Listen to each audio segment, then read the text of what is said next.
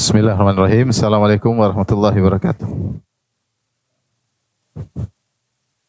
Alhamdulillahi ala ihsani wa syukru lahu ala taufiqihi wa amtinani. Asyhadu an la ilaha illallah wahdahu la syarika lahu ta'ziman li sya'nih.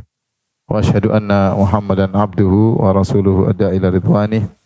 Allahumma shalli alaihi wa ala alihi wa ashabihi wa ikhwani.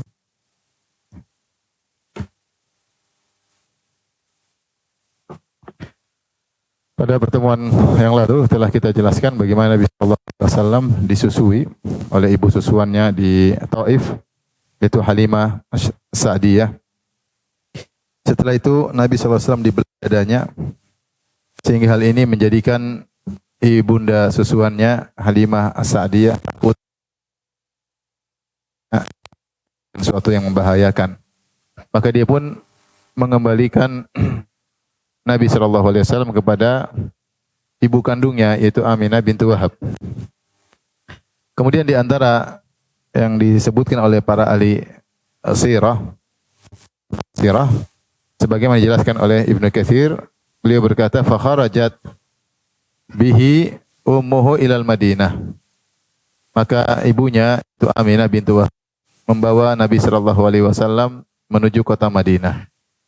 Tazuru akhwalahu bil Madinah, yaitu ibunya sedang menziarahi akhwalnya, akhwal yang ada di kota Madinah.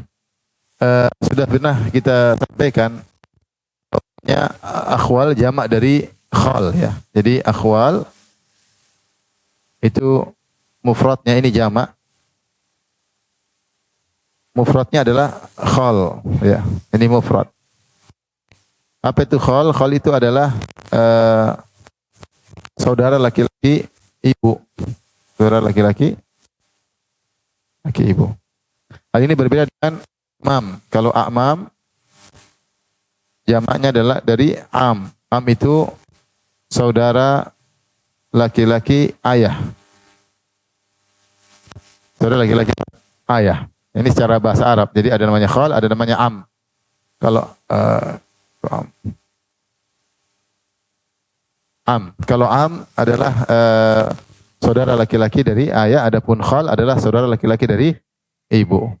Kalau saudari jadi tante dari ayah namanya ammah. Kalau bibi dari ibu namanya khalah. Ya.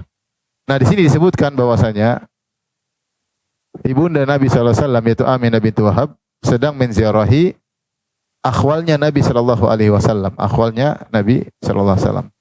Ternyata maksudnya adalah menziarahi Bani Najjar. Yaitu Bani Najjar. Kenapa? Karena kakek Nabi SAW, yaitu Hashim. Hashim menikah dengan seorang wanita dari Bani Najjar, yaitu Salma binti Amr. Hashim, kan Nabi SAW namanya siapa? Muhammad bin Abdullah bin Abdul Muttalib bin Hashim. Hashim ini menikah dengan seorang wanita dari Bani Najjar, sebagaimana pernah kita jelaskan, namanya Salma binti Amr dari Bani Najjar, dari kaum Ansar. Oleh karenanya Bani Najjar, jadilah dia adalah akhwalnya Abdul Muttalib. Dari pernikahan Hashim dengan Salma, punya anak namanya siapa? Abdul Muttalib. Berarti saudara-saudaranya Salma, saudara laki-lakinya Salma, yaitu dari Bani Najjar, adalah akhwalnya siapa? Abdul Muttalib. Paham? Atau enggak paham? Paham ya? Saya ulangi. Ini biar paham aja. Kadang-kadang terulang istilah seperti ini. Kita Muhammad sallallahu alaihi wasallam bin siapa? Abdullah. Bin siapa? Abdul Muttalib. Muttalib. Bin siapa? Hashim. Hashim ini nikah dengan siapa? Nikah dengan namanya Salma. Salma binti Amr. Dari Bani Najjar. Dari Bani Najjar. Dari Bani Najjar itu di Madinah. Nah, sehingga saudara laki-laki Salma, jadi om-omnya saudara laki-laki Salma itu Bani Najjar, semua adalah akhwalnya siapa? Akhwalnya Abdul Muttalib. Iya enggak? Ini adalah akhwalnya. Akhwalnya Abdul Muttalib. Karena kita bilang namanya khal itu om dari sisi ibu, paham? om-omnya. Jadi saudara-saudara dari Salma itu berarti om-omnya Abdul Muttalib. Paham? Sehingga namanya dengan khal-khalnya. Jadi akhwal Abdul Muttalib. Dari situ Bani Najjar disebut juga dengan akhwalnya Nabi, sama. Karena maksudnya adalah akhwal dari kakek dia Abdul Muttalib dari Bani Najjar. Ini sekedar saya menjelaskan perkataan Al-Hafidz Ibnu Katsir dalam kitabnya Al-Fusul fi Siratir Rasul. Sampai sini paham ya? Jadi Rasulullah SAW pergi ke Madinah untuk menziarahi paman-pamannya dari sisi ibunya, maksudnya dari sisi neneknya Salma binti Amr. Kemudian fatuwfiyat bil abwa wa hiya raji'atun ila Makkah. Setelah dia menziarahi paman-paman Nabi sallallahu alaihi wasallam yang ada di Madinah. Kalau di Mekah paman Nabi a'mam, paham? Kalau di Mekah paman Nabi adalah a'mam, bukan akhwal. Karena datang dari sisi Hashim, dari sisi Abdullah. Ketika dia pulang dari Madinah, melewatilah suatu tempat namanya Abwa. Namanya Abwa. Al-Abwa ya, sekitar mungkin 200 sekian kilometer dari kota Madinah ya. Kemudian ketika itu Nabi SAW umurnya 6 tahun 3 bulan 10 hari. Subhanallah, ya, Ibnu Katsir mengatakan umurnya Nabi ketika itu 6 tahun 3 bulan 10 hari. Wa qila bal arba'u sinin. Ada yang berpendapat bahwasanya umur Nabi ketika itu 4 tahun. Di Abwa itulah ibu Nabi sallallahu alaihi wasallam meninggal dunia. Ini di antara ujian yang dihadapi oleh Nabi sallallahu alaihi wasallam. Bagaimana si kecil Rasulullah sallallahu alaihi wasallam ketika umur 6 tahun melihat ibunya sakit kemudian meninggal. Kemudian dia meninggal di suatu kota di tengah-tengah, bukan di kota paman-pamannya, akhwalnya, bukan di kota a'mamnya.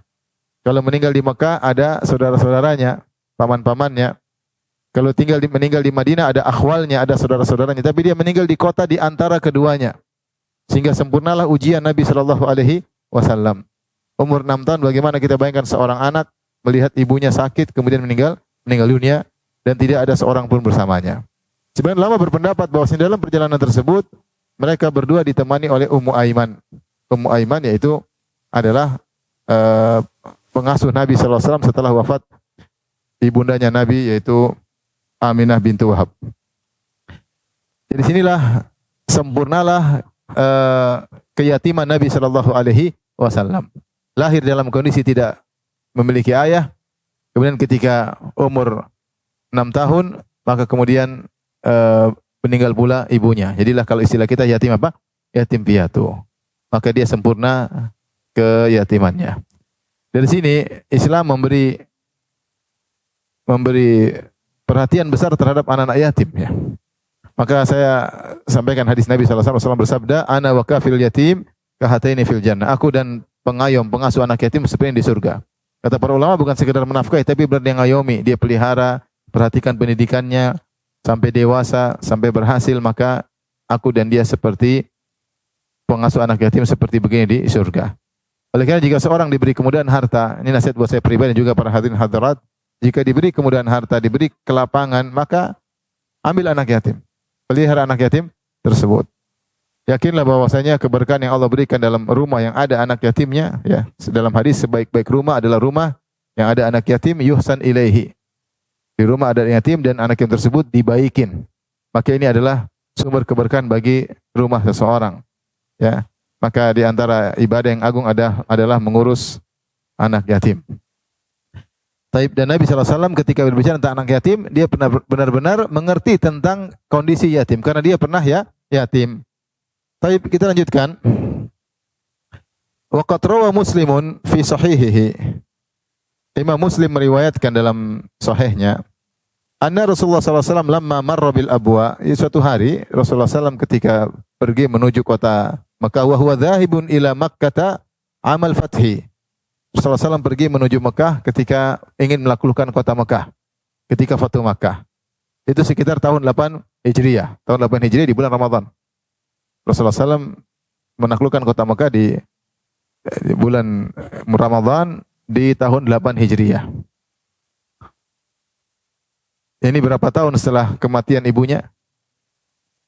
Rasulullah SAW ya berapa tahun? Rasulullah ketika itu usia sudah 60. Kemudian ketika ibunya meninggal di usianya 6 tahun. Berarti berapa tahun kemudian? 54 tahun kemudian. Subhanallah. 50 tahun kemudian Rasulullah SAW kemudian berangkat dari Madinah menuju Mekah melewati kota Al-Abwa. Maka Rasulullah SAW ista'dzana rabbahu fi ziyarati qabri ummihi fa'adzina lahu.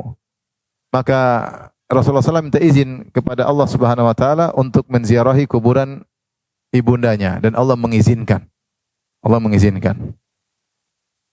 Maka Rasulullah SAW pun menziarahi kuburan ibunya, fabaka, maka Rasulullah SAW pun menangis, wa abka man haulahu. Kemudian Nabi SAW juga ketika Rasulullah menangis, akhirnya orang-orang di sekelilingnya juga ikut menangis. Wa kana ma'ahu alfu muqanna'in ay bil hadid.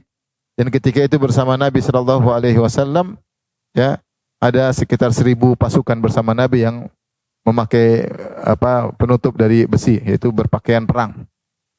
Karena mereka ingin melakukan kota Makkah dan mereka menangis semua di sekeliling Nabi sallallahu alaihi wasallam. Hadisnya disebutkan kata Rasulullah SAW, ista'dzantu fi an astaghfira li ummi, ista'dzantu rabbi fi an astaghfira li ummi falam ya'dzan li. Aku minta izin kepada Allah Subhanahu wa taala untuk memohon ampunan buat ibuku, namun Allah tidak mengizinkan. Allah tidak mengizinkan Nabi untuk mohon ampunan buat ibu Nabi sallallahu alaihi wasallam. Fasta'dzantu fi an azura qabraha fa'adzina li. Lalu aku minta izin kepada Allah Subhanahu wa taala untuk ziarah ke kuburan ibuku, maka Allah pun mengizinkan. Tentunya sebagaimana kita ketahui mayoritas ulama berpendapat bahwasanya Rasulullah SAW dilarang untuk mohon ampunan buat ibundanya karena ibundanya meninggal dalam kondisi musyrik. Dan itu yang ditulis oleh Al-Imam Nawawi rahimahullahu taala ketika memberi judul tentang hadis ini, beliau mengatakan boleh menziarahi kuburan orang kafir ya. Tentu ini ada pendapat yang lain, tapi saya katakan ini mayoritas ulama dan saya sudah punya tulisan tersendiri. Saya sebutkan bagaimana puluhan ulama dari berbagai mazhab, di antaranya mazhab Syafi'iyah yang mengatakan bahwasanya orang tua Nabi SAW meninggal bukan dalam kondisi muslim. Di antaranya Ibnu Katsir, di antaranya An-Nawawi, di antaranya Az-Zahabi dan banyak ulama ya, banyak ulama. Ini masalah biasa, masalah ilmiah ya. Tapi intinya mereka mengatakan Rasulullah SAW minta izin untuk mohon ampunan bagi ibunya, tidak diizinkan karena ibundanya meninggal dalam kondisi kafir. Makanya tidak kita dapati dalam satu doa pun Rasulullah SAW pernah berkata Rabbi ghfirli wali walidayya, enggak pernah.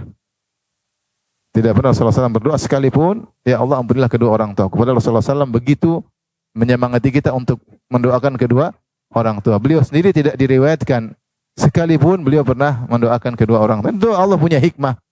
Allah punya hikmah di balik ini semua, dan kita hanya beriman terhadap kabar-kabar yang sahih yang sampai kepada kita. Kalau ada pendapat lain silakan, tapi ini saya menyampaikan pendapat mayoritas ulama. Taib, tentu ini adalah ujian berat bagi Nabi sallallahu alaihi wasallam. Dan sebagaimana telah dijelaskan oleh Nabi sallallahu alaihi wasallam ketika beliau ditanya, "Man asyadun nasi bala'an?" Ya Rasulullah, siapakah orang yang paling berat ujiannya wahai Rasulullah? Maka Rasulullah SAW mengatakan al-anbiya, orang yang paling berat ujiannya adalah Rasulullah, adalah para nabi. Summa salihun, kemudian orang-orang saleh. Summal amsal fal amsal, kemudian yang selanjutnya dan selanjutnya dalam tingkat kesolehan. Yubtala rajulu ala qadri imanihi, seorang diuji sesuai dengan kadar imannya. In kana fi imanihi salabatun zida fi balaihi, kalau ternyata imannya kokoh Allah tambah ujiannya. Wa in kana fi imani riqqatun khufifa anhu, kalau ternyata imannya lemah Allah kurangi ujiannya. Maka orang yang paling berat ujiannya adalah Nabi sallallahu alaihi wasallam, karena dia orang yang paling beriman. Kalau kita renungkan tentang sirah Nabi sallallahu alaihi wasallam, beliau diuji sejak masih kecil sudah diuji. Ujian yang sangat berat. Di antaranya ini, bagaimana ibundanya meninggal dunia dan dia lihat sendiri ibundanya meninggal dia sendirian, tidak di kampung paman-paman dari sisi neneknya, dan juga tidak di kampung di Mekah paman-paman dari sisi bapaknya, tapi di Abwa antara Mekah dan Madinah. Baik, kita lanjutkan. Falamma matat ummuhu hadinathu Ummu Aiman. Tatkala ibunya meninggal dunia, maka Rasulullah SAW diasuh oleh hadanah oleh Ummu Aiman. Wa hiya maulatuhu warithaha min abihi. Dan Ummu Aiman adalah budaknya yang dia wariskan dari ayahnya. Jadi ayahnya Abdullah ketika masih hidup punya budak namanya Ummu Aiman dari Habasyah. Ethiopia. Ketika ayahnya meninggal, maka Ummu Aiman diwariskan kepada Nabi sallallahu alaihi wasallam, ya. Dan setelah ibunya meninggal, Aminah bintu Wahab, maka yang mengayomi Nabi sallallahu alaihi wasallam mengasuhnya adalah Ummu Aiman. Saya jelaskan tentang siapa yang mengasuh Nabi sallallahu alaihi wasallam sebagaimana disebutkan oleh Ibnul Qayyim dalam kitabnya Zadul Ma'ad. Lihat di layar, para pengasuh Nabi sallallahu alaihi wasallam ada 4. Yang pertama tentunya ibu kandungnya Aminah bintu Wahab. Ini yang pertama. Kemudian yang pernah mengasuh Nabi juga siapa? Halimah As-Sa'diyah. Sebagaimana kita sudah jelaskan. Di kampung Bani Sa'ad di Taif. Ini di antara yang mengasuh Nabi sallallahu alaihi wasallam. Kemudian yang berikutnya yang pernah mengasuh beliau juga adalah kakak susuannya. Kakak susuannya yang namanya Asyaimah bintul Harith. Asyaimah bintul Harith, namanya adalah Hudzafah tapi dikenal dengan Asyaimah bintul Harith. Ini adalah putrinya Halimah. Putrinya Halimah.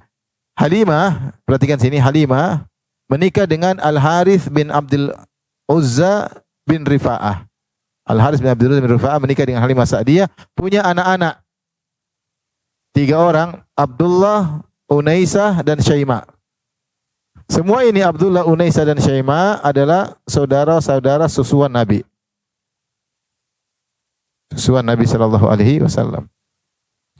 Dan yang ikut mengayomi Nabi, mengasuh Nabi adalah Syaimah. Dia bersama ibunya Halimah Sa'diyah ikut mengayomi Nabi sallallahu alaihi wasallam, ikut menjaga Nabi, ikut menggendong Nabi ketika Nabi masih kecil, ya.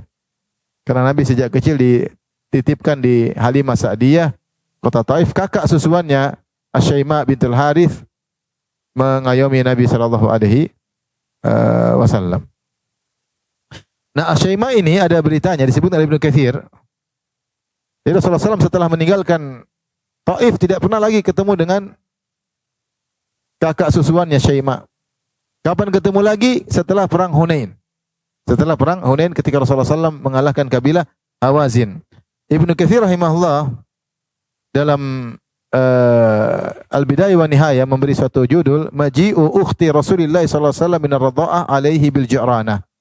Kedatangan saudari Nabi sallallahu alaihi wasallam, saudara susuan ketika Nabi sedang di Ji'ranah.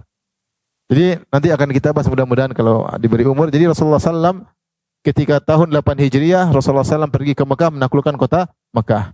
Setelah itu Rasulullah sallallahu memerangi kabilah Hawazin, disebut dengan perang Hunain. Kemudian mereka kalah dan mereka kabur ke Taif. Maka Rasulullah SAW melanjut peperangan menuju ke Taif. Namanya perang Taif. Ketika Rasulullah SAW mengalahkan kabilah Hawazin di Hunain, Rasulullah SAW mengumpulkan ghanimah yang sangat banyak. Rasulullah SAW taruh di Al-Ju'ranah. Tempat namanya Al-Ju'ranah yang sekarang tempat miqat di kota Mekah. Setelah Rasulullah SAW mengalahkan Taif, Rasulullah SAW pergi ke Al-Ju'ranah kemudian bagi-bagi ghanimah. Taib. Ketika pasukan Nabi sallallahu alaihi wasallam ya mengalahkan kabilah Hawazin, itu di situ ada kabilah Banu Sa'ad, kemudian ada kabilah Hawazin, itu orang tinggal di Taif. Maka di antara tawanan ada saudara susuan Nabi itu Syaimah. Syaimah bintul Harith bin Abdul Uzza. Fa'anafu alaiha, maka para sahabat karena ini tawanan, dia masuk dalam apa? Rombongan kaum musyrikin. Ini ada tawanan wanita, maka ditarik dengan kasar, fisauq, ditarik dengan kasar. Faqalatil muslimin, maka Syaimah ketika ditarik dengan kasar oleh para sahabat, oleh pasukan kaum muslimin, maka dia berkata, "Ta'lamun wallahi inni la ukhtu sahibikum minar radha'ah." Tahukah kalian wahai kaum muslimin, aku ini adalah saudari susuan Nabi kalian. Aku adalah saudari susuan Nabi kalian. Terakhir bertemu berapa? Waktu Nabi umur 4 tahun. Ketika tahun 8 Hijriah itu Nabi sudah umurnya sekitar 60. Karena Rasulullah wafat tahun 11 Hijriah. Berarti terakhir ketemu dengan kakaknya ini tahun berapa? Umur berapa tahun? 56 tahun yang lalu. Terakhir ketemu. Sekarang ketemu lagi. Ini perempuan Syaimah bintul Harith berkata, "Tahukah kalian saya ini siapa? Saya ini saudari susuan Nabi kalian, bos kalian." Falam yusaddiquha hatta atau biha Rasulullah sallallahu alaihi wasallam. Mereka tidak membenarkan pernyataan Syaimah, maka mereka bawa Syaimah bintul Harith kepada Nabi sallallahu alaihi wasallam. Ya. Tatkala tiba di depan Nabi sallallahu alaihi wasallam, maka dia berkata, "Ya Rasulullah, inni ukhtuka minar radha'ah." Wahai Rasulullah, saya adalah saudari susuanmu. Rasulullah berkata, "Wa ma alamatu dzalik?" Apa tandanya kau saudari susuanku? Rasulullah kayaknya pernah melakukan sesuatu. Apa tandanya engkau adalah saudari susuanku? Ya, maka dia berkata, "Iddatun addatniha fi dhahri wa ana mutawarrikatuka." Ada bekas gigitan di punggungku ketika saya gendong kamu, kamu masih kecil, kamu gigit saya. Dan masih ada apa? Bekasnya. Maka Rasulullah SAW pun mengenali alamat tersebut. Fabasatalaha rida'ahu. Maka Rasulullah SAW pun muliakan dia. Rasulullah SAW lepas selendangnya. Rasulullah SAW bentangkan. Kata Rasulullah SAW, silakan duduk di sini. Kemudian Rasulullah SAW kasih dia pilihan. Karena dia musyrikah. Kata Rasulullah SAW, in ahbabti fa indi muhabbabatan mukarramatan. Kalau kau ingin, kau bisa tinggal bersamaku, kau akan dimuliakan. Kau akan dicintai oleh para sahabatku dan kau akan dimuliakan. Wa in ahbabti an umatti'aki wa tarji'i ila qaumiki fa'altu. Dan kalau kau ingin pilihan yang lain, kau kembali ke kaummu, ya, dan aku berikan kau hadiah, maka silakan. Ya. Maka akhirnya Syaimah berkata, "Bal tumatti'uni wa tarudduni ila qaumi." Berikan aku hadiah dan aku pulang ke kaumku. Maka Rasulullah SAW berikan dia hadiah, ya, kemudian dia suruh pulang ke kaumnya. Banu Sa'ad menyangka bahwasanya Rasulullah SAW menurut mereka yang hadiah yang diberikan oleh Nabi kepada Syaimah adalah dua budak. Satu namanya Makhul, satu seorang budak wanita. Kemudian akhirnya Syaimah menikahkan kedua budak tersebut yang merupakan hadiah dari Nabi sallallahu alaihi wasallam. Dalam riwayat yang lain, Ibnu Katsir juga menyebutkan, ya.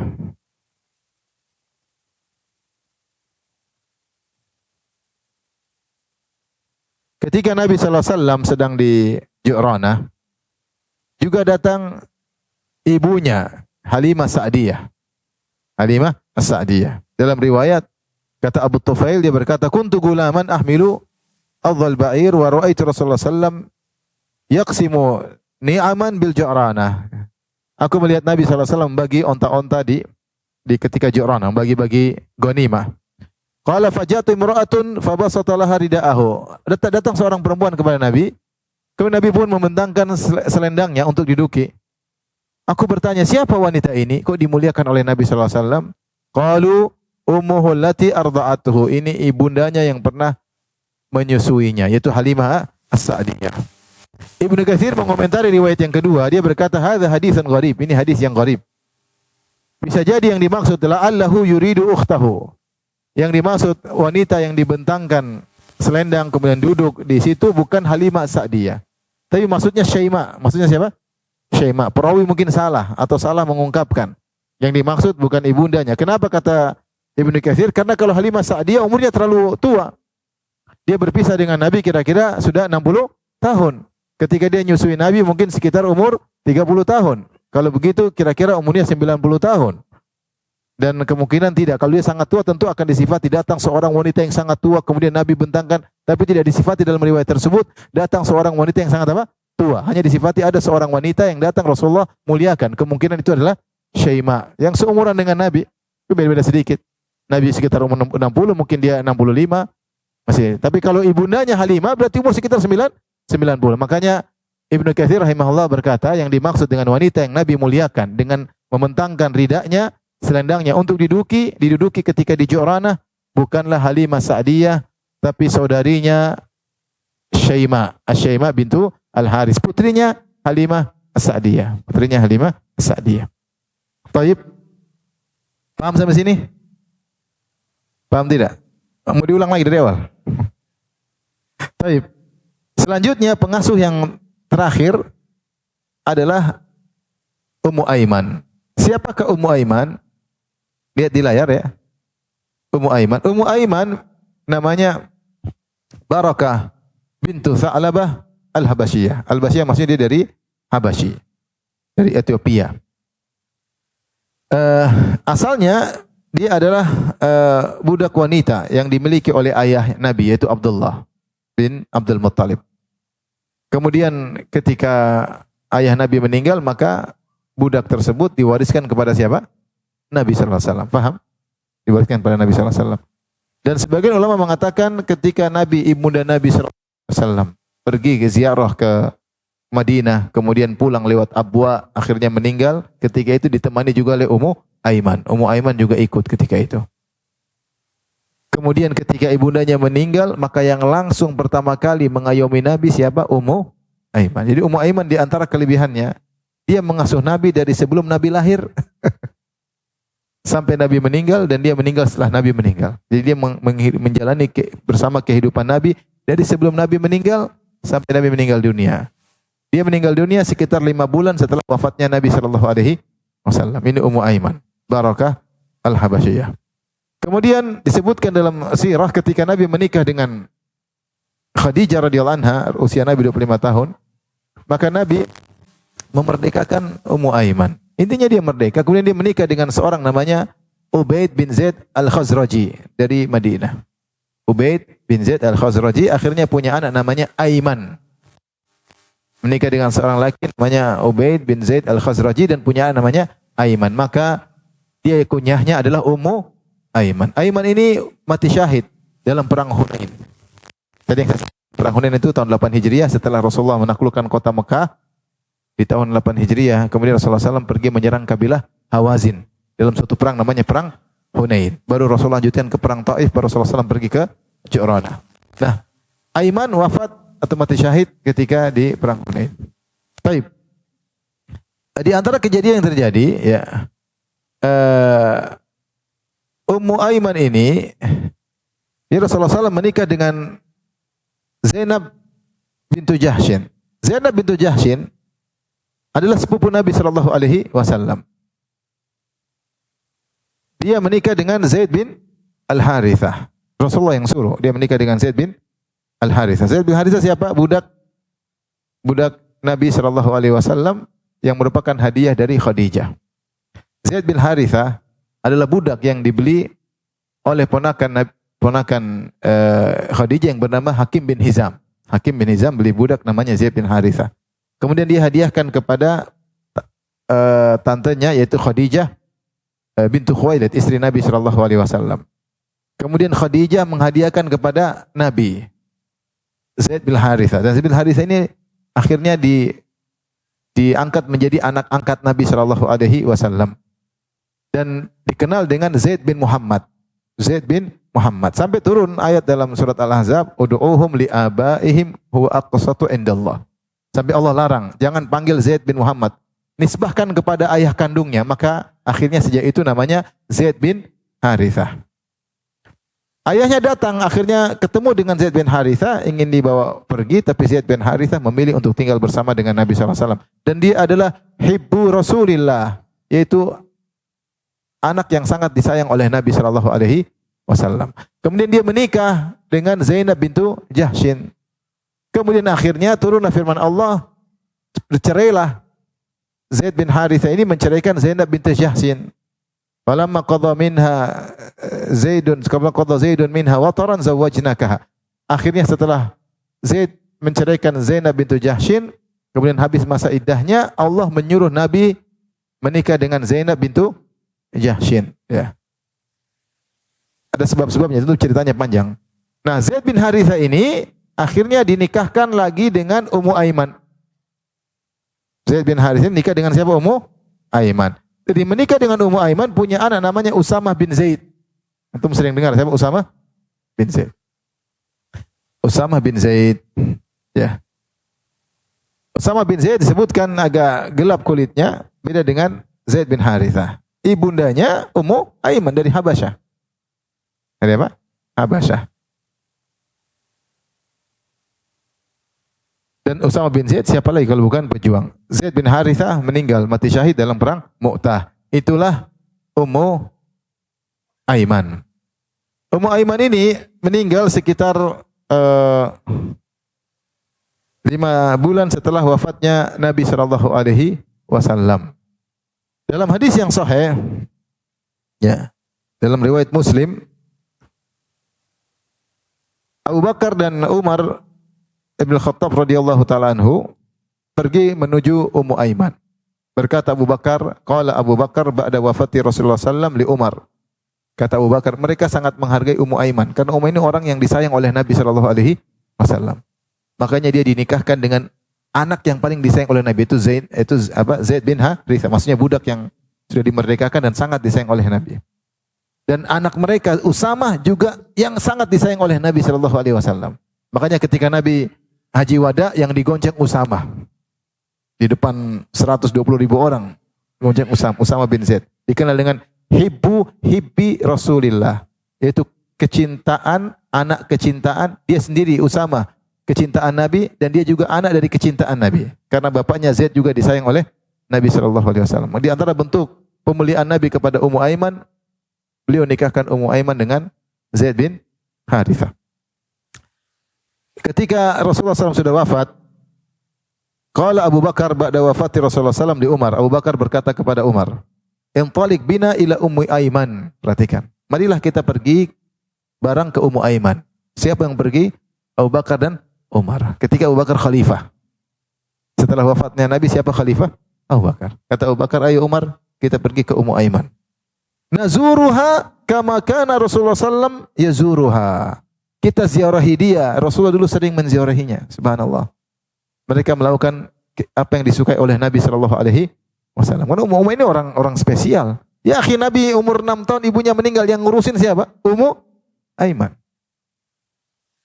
Maka Nabi sangat sayang kepada dia. Nabi sering menziarahinya. Maka Abu Bakar dan Umar ingin langsung melanjutkan sunnah Nabi. Kata mereka, mari kita ziarahi Ummu Aiman sebagaimana Rasulullah SAW menziarahinya. Falamman tahayna ilaiha bakat. Kata Abu Bakar, ketika kami sampai di Ummu Aiman, masuk ke rumahnya, dia pun menangis. Faqala, maka mereka berdua berkata, laha, ma yubkiki, apa yang buat engkau menangis, wahai Ummu Aiman? Fama indallahi khairun li Rasulillah sallallahu alaihi wasallam. Kenapa kau menangis? Bukankah secara bahasa gampangannya, bukankah Rasulullah SAW telah menuju kepada yang lebih baik? Apa yang Allah sediakan buat Nabi lebih baik daripada yang di dunia. Walal akhiratu khairul laka minal ula. Semua tahapan Nabi yang terakhir lebih baik daripada yang sebelumnya. Termasuk di antaranya kehidupan akhirat lebih baik daripada kehidupan dunianya. Dan begitulah kondisi Nabi. Selalu yang terakhir lebih baik daripada yang sebelumnya. Kenapa kau tidak perlu menangis? Artinya dia menghibur, tidak usah nangis. Bukankah Nabi berpindah kepada kehidupan yang lebih menyenangkan di alam lain? Apa yang Allah sediakan buat dia lebih indah daripada kalau dia tinggal di dunia ini. Buat apa menangis? Apa kata Ummu Aiman? Inilah a'lamu anna ma indallahi khairun li rasulihi. Aku tahu yang Allah sediakan buat Nabi lebih baik daripada kalau dia tinggal di dunia. Walakin abki annal wahya qad inqata'a minas sama'.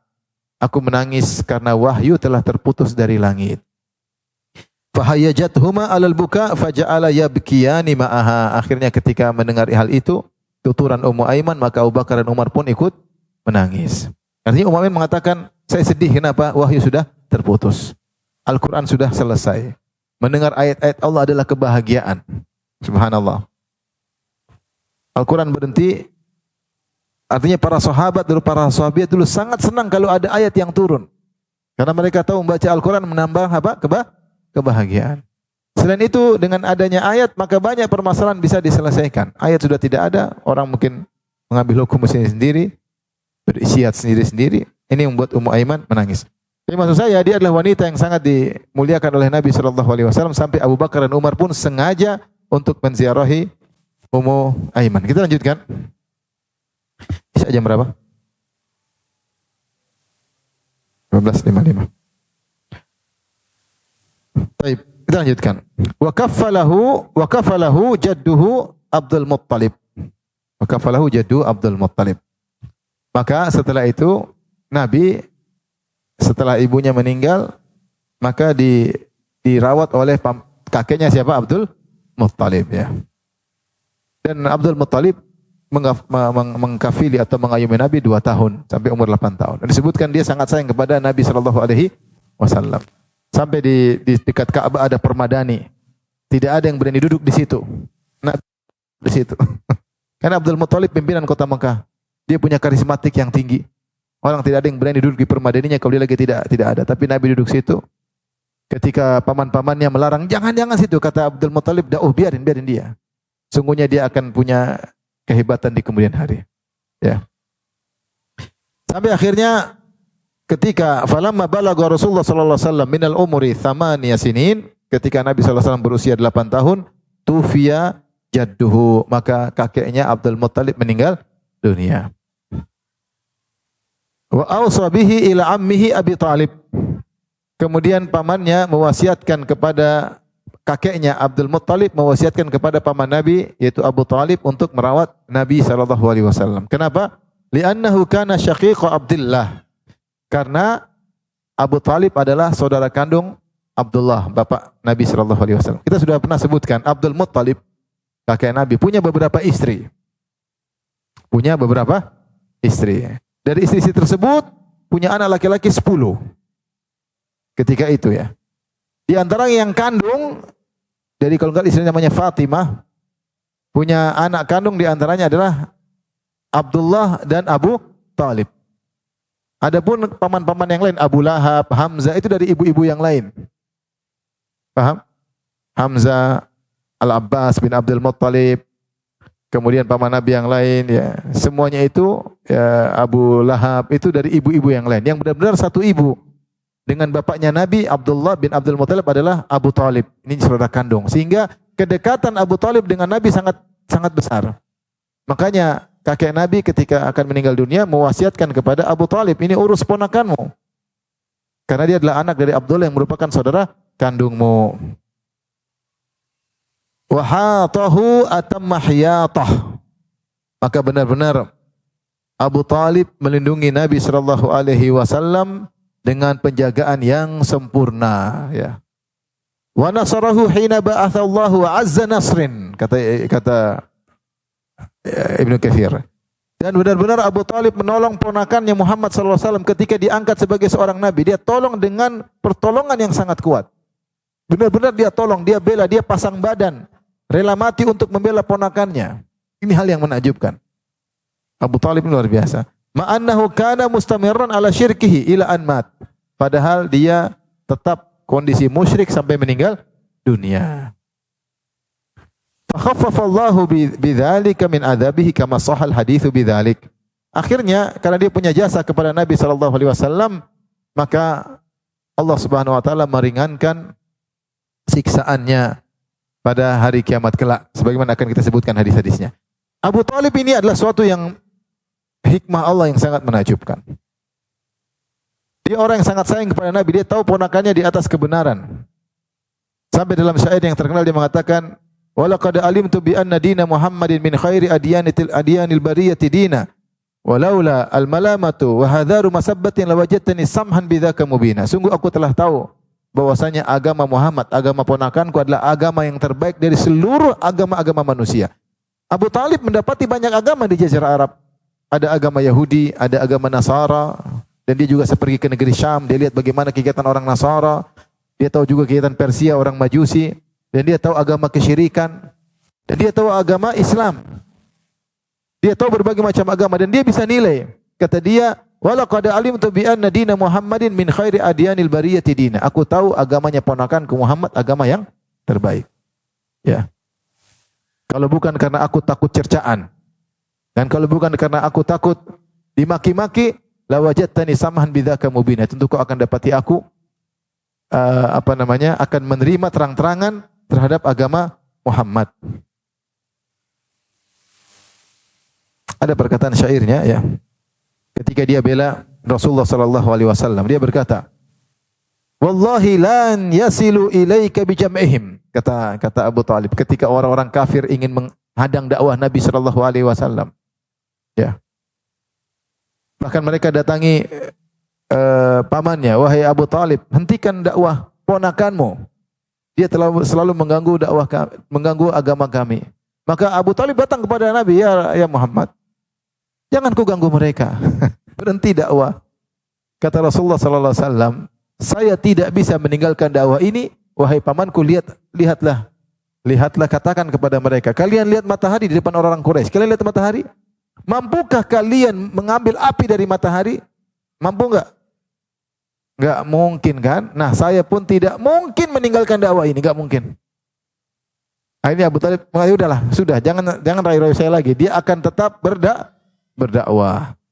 Kemudian dia ucapkan dalam syairnya membela ponakannya. Dia berkata, "Wallahi lan yasilu ilaika bijam'ihim." Demi Allah, mereka tidak bisa mengganggumu dengan seluruh, kalau mereka kumpul tidak bisa mengganggu kamu, wahai Muhammad, wahai ponakanku. Hatta uwassada fit turabi dafina, kecuali aku sudah mati, masuk dalam liang lahat baru. Selama aku masih hidup tidak ada. Ya. Fasda' bi amrika ma 'alaika ghadadatun wabshir wa qurra bidzalika minka uyuna. Kata dia, tetaplah tegar dalam menyampaikan dakwahmu, tidak usah ragu-ragu. Dan bergembiralah, kau akan bahagia. Ya. Wa da'awtani wa araftu annaka nasihi. Engkau telah mendakwahi aku dan aku tahu engkau benar-benar ingin kebaikan bagiku. Engkau menasihati aku. Wa laqad sadaqta wa kunta thamma aminan. Dan engkau benar. Dan engkau adalah orang yang terpercaya. Tapi dia tidak mau beriman. Kenapa? Takut dicerca dan takut dicela. Sehingga akhirnya meninggal dalam kondisi musyrik. Disebut dalam hadis Sahih Bukhari dan yang lain dari banyak sahabat. Di antara dari Abu Hurairah radhiyallahu anhu. Lama hadara Abu Talib al-wafat, ja'ahu Nabi sallallahu alaihi wasallam. Ketika Abu Talib akan meninggal dunia, datang Nabi sallallahu alaihi wasallam. Wa indahu rajulani min Quraisy. Di sisi Abu Talib ada dua orang dari Quraisy. Dua orang tersebut Abu Jahal dan Abdullah bin Abi Umayyah. Dua orang ini ternyata sudah menjenguk Abu Talib terlebih dahulu. Nabi datang belakangan. Maka Nabi mendasihati paman yang akan meninggal dunia. Ya ammi qul la ilaha illallah. Kalimatan uhaju laka biha indallah. Wahai pamanku, ucapkan la ilaha illallah. Suatu kata yang aku akan bela engkau di hadapan Allah Subhanahu wa taala. Kau ucap ini saja, selesai, dapat surga paling tinggi. Ucapin saja la ilaha illallah. Ternyata Abu Jahal juga dakwah. Abu Jahal ngomong sedikit aja. Atarghabu an millati Abdul Muttalib. Kau benci dengan agama bapakmu? Selesai. Fakarrara Nabi sallallahu alaihi wasallam Rasulullah SAW mengulangi lagi. Ya ammi qul la ilaha illallah kalimatan wa hajulaka bi andallah. Wahai pamanku, Rasulullah ngomong panjang. Ya pamanku, ucapkanlah kalimat la ilaha illallah, suatu kalimat yang aku akan bela engkau di hadapan Allah. Tapi Abu Jahal pintar, dia ngomong sedikit aja. Kau benci agama bapakmu? Jadi dia angkatlah, diprovokasi tentang tradisi. Jadi kau ingin meninggalkan agama bapakmu, nenek moyangmu? Rasulullah ulang lagi, Abu Jahal ulangi lagi. Fa'aba an yaqula la ilaha illallah. Akhirnya Abu Talib meninggal tidak mau bilang apa? La ilaha illallah. Kenapa? Takut dicerca, takut dicela. Dia tidak ingin dicerca, ingin dicela. Dengan jasanya yang luar biasa.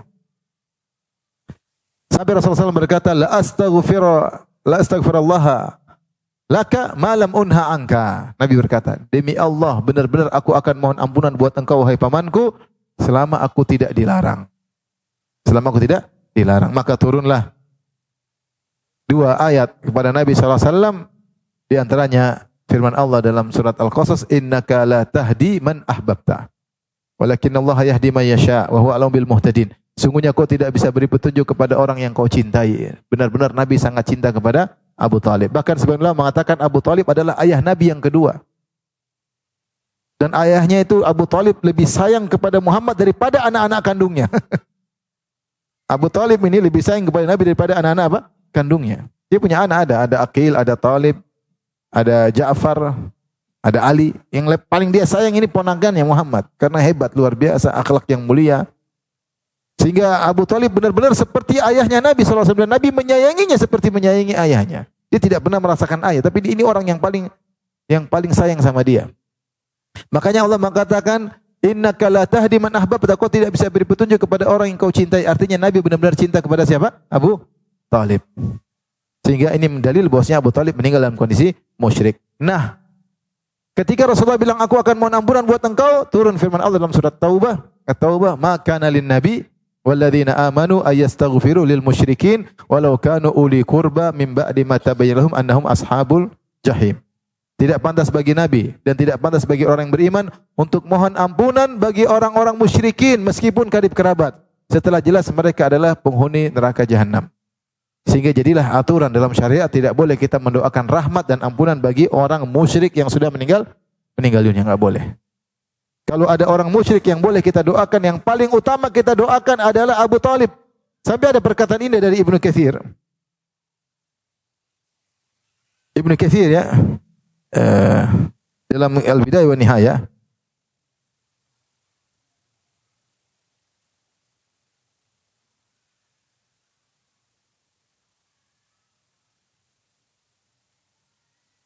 kata dia, lam yuqaddirillahu lahul iman.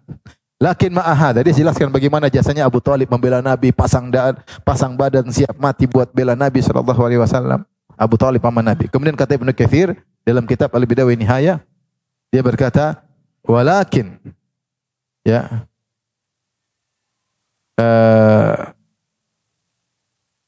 ma'ahada, dengan semua ini, lam yuqaddirillahu lahul iman. Allah tidak mentakdirkan bagi dia iman. Ini masalah takdir. Lima lahu ta'ala fi dzalika minal hikmatil azimah. Karena ada hikmah yang agung yang Allah kehendaki. Apa hikmah agung tersebut? Karena kalau Abu Talib masuk Islam, dia tidak akan dihormati lagi. Dia tidak akan dihormati lagi. Kenapa orang-orang kafir tidak berani ganggu Muhammad? Karena Abu Talib statusnya masih bersama mereka, paham? Masih musyrik, masih kafir, masih pemimpin kota Mekah. Seandainya dia masuk Islam, dia tidak ada nilainya. Sebagaimana paman Nabi yang lain, Hamzah, tidak ada nilainya. Tapi karena dia Allah mentakdirkan masih musyrik, maka di antara hikmahnya dia menjaga Nabi dan orang-orang tidak berani. Mungkin Nabi diganggu tapi gangguan ringan. Tidak ada yang berani ganggu sampai fisik, sampai membunuh, tidak ada. Karena ada Abu Talib, mereka tidak enak sama Abu Talib. Makanya ketika Rasulullah SAW pulang dari Taif, ketika Abu Talib sudah meninggal dunia. Abu Talib sudah meninggal dunia. Sehingga Rasulullah SAW susah berdakwah di Mekah. Rasulullah SAW punya ide pergi dakwah di Taif. Pergilah Nabi di Taif. Ternyata di Taif Nabi diusir. Ketika mau balik lagi masuk Mekah susah. Rasulullah mencari perlindungan. Maka Rasulullah mintalah perlindungan dari seorang namanya Mut'im bin Adi. Mut'im bin Adi. Ini orang musyrik ketika itu. Dia bilang, bisakah kau kasih perlindungan bagi saya untuk saya bisa masuk kota Mekah? Dia bilang, bisa. Bisa. Kemudian dia bilang, saya Mut'im bin Adi, saya jangan ada yang ganggu Muhammad. Dia di bawah lindunganku, silakan masuk kota Mekah. Datang Abu Jahal kepada Mut'im bin Adi. Wahai Mut'im bin Adi, mujir am mutabi? Kau ini sekedar memberi perlindungan atau ngikut Muhammad? Pertanyaan dua. Saya sekedar memberi perlindungan. Artinya kalau kau hanya sekedar beri perlindungan, saya hormati. Tapi kalau ikut, tidak ada kehormatan. Memberi perlindungan atau ikut Muhammad? Kata Mut'im bin Adi, dia kafir. Dia bilang, saya hanya memberi perlindungan. Ya. Dan Rasulullah ingat kebaikan Mut'im bin Adi ini terus, nanti yang disebutkan ketika perang Badar. Intinya, Abu Talib kenapa masih dihormati oleh Abu Jahal CS dan kawan-kawan? Karena dia masih apa? Musyrik. Seandainya dia masuk Islam, tentu dia tidak akan dihargai dan orang-orang akan berani mengganggu Muhammad SAW. Makanya kata Ibnu Katsir rahimahullah, ini semua bicara takdir. Allah mentakdirkan itu semua.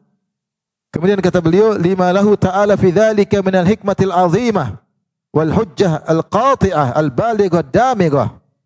Ada dua hikmah. Hikmah pertama yaitu agar Nabi bisa terjaga.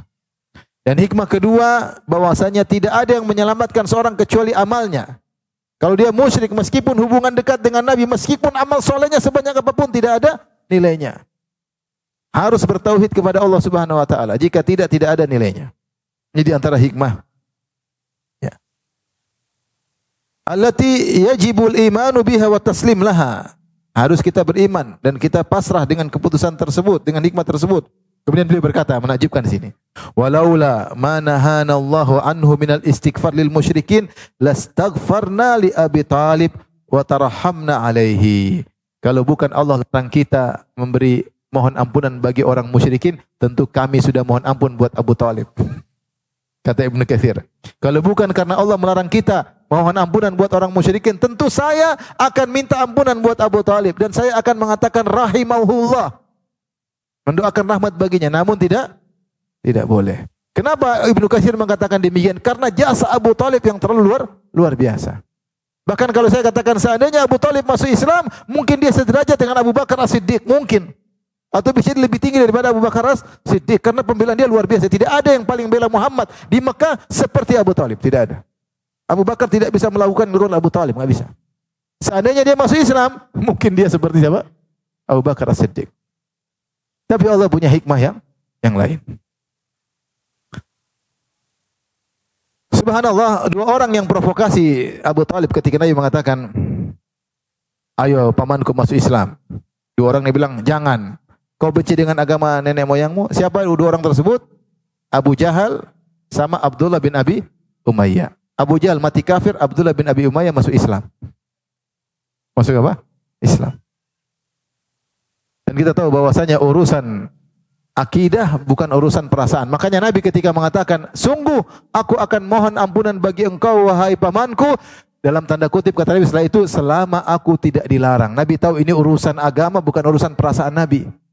Seandainya Nabi ikut perasaan dia akan mohon ampunan. Tapi kata Nabi, saya tunggu, saya dilarang atau tidak. Ternyata saya dilarang.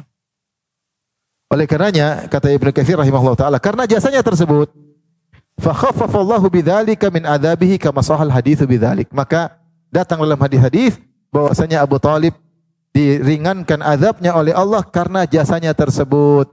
Kata Nabi SAW, laula ana lakana fid darkil asfali minan nar. Kalau bukan karena syafaatku, tentunya pamanku sudah berada di neraka yang paling dasar. Satu-satunya syafaat yang Allah izinkan kepada Nabi untuk orang kafir adalah syafaat kepada Abi Talib. Itu pun bukan mengeluarkan dia dari neraka, tapi hanya meringankan apa? Azabnya. Kata Nabi, laula ana lakana fid darkil asfali minan nar. Tentu dia sudah berada di neraka jahanam yang paling bawah. Karena paman-paman Nabi tanya kepada Nabi seperti Al-Abbas.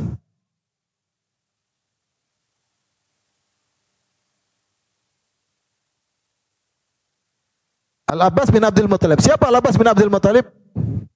Saudaranya Abu Talib. Ya enggak? Cuma lain mama. Ya enggak? Paman Nabi yang tanya Al-Abbas bin Abdul Muttalib. Dia sayang enggak sama Abu Talib kira-kira? Sayang, itu saudaranya kok. Satu bapak lain mama. Maka dia menanyakan hal ini kepada Nabi. Dia berkata, ma agnaita an ammika, apa peranmu kepada pamanmu wahai Muhammad, wahai Rasulullah? Fa innahu kana yahutuka wa yaghdhabu laka, bukankah ketika dia masih hidup dia bela kamu, dia marah untuk membelamu? Abu Abbas tanya, ini kan saudaraku.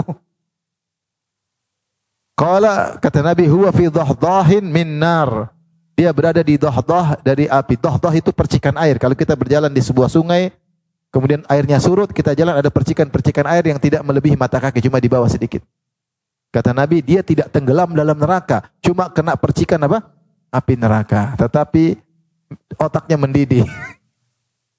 Kata Nabi, laula ana lakana fid darkil asfali minan nar. Kalau bukan karena aku, tentu dia berada di neraka dasar neraka jahanam. Kata Rasulullah juga pernah bersabda, ahwanu ahlin nar. Penghuni neraka yang paling ringan siksaannya. Siapa? Kata Nabi SAW, Abu Talib. Wa huwa munta'ilun bin a'lain yaghli minhuma dimaguhu. Dia memakai dua sendal dari api, maka otaknya mendidih. Baik, hadirin dan hadirat yang dirahmati Allah Subhanahu wa taala. Begitu besar jasa Abu Talib, akan tapi ketika dia meninggal di atas kesyirikan maka tidak ada faedahnya.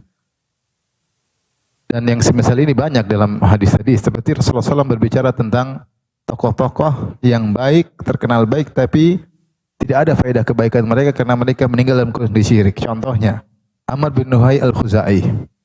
Amr bin Nuhai al-Khuzai, Ibnu Katsir menyebutkan biografi dalam kitab Al-Bidayah wa Nihayah. Bagaimana dia sangat baik. Dia adalah pemimpin dari kabilah Khuza'ah. Dan dia suka membagi-bagikan makanan ketika musim haji. Bahkan dia menyembelih banyak unta untuk jemaah haji tiap tahun seperti itu. Tetapi kata Nabi SAW, Ra'aitu Amr bin Luhai al-Khuzai yajurru asbahu finnar.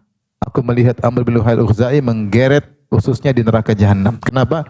Li'annahu awwalu man sayaba sawaib. Karena dia orang yang pertama kali mengkeramatkan onta-onta. Dia yang pertama kali mengimport kesyirikan dari negeri Syam ke kota Mekah. Kebaikannya tidak ada nilainya. Misalnya juga dalam Sahih Muslim ketika Aisyah bertanya tentang Abdullah bin Jud'an. Abdullah bin Jud'an ini punya kerabat dengan Abu Bakar. Terkenal sangat dermawan, sering mengundang orang makan. Ya, bahkan dalam riwayat bagaimana Nabi dan Abu Jahal diundang makan oleh dia ketika masih kecil. Apa kata Aisyah? Ya Rasulullah, Abdullah bin Jud'an kana yasil rahim, kana yakri dhaif, kana yut'im ta'am. Abdullah bin Jud'an ketika masih hidup suka membantu fakir miskin, memberi makan kepada orang susah. menjamu tamu, hal yanfa'uhu dzalik? Apakah bermanfaat kebaikannya selama dia masih hidup? Kata Nabi, la, tidak ada manfaatnya. Lam yakul yauman qad rabbi ghfirli khati'ati yaumaddin.